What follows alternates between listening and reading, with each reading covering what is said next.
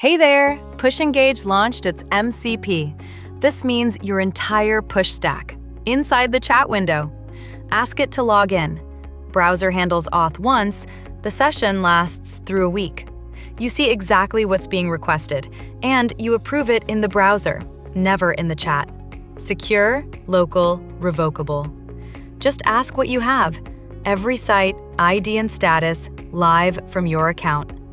Pick a site and it sticks for the session, so you go straight to your custom attributes. Describe the audience in plain English.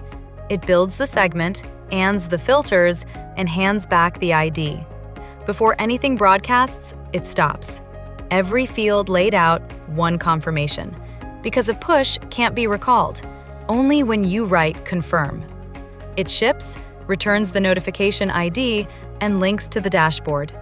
Schedule it for 9 a.m. or in their local time zone. With A/B testing. Use 2 headlines to run test for 10%.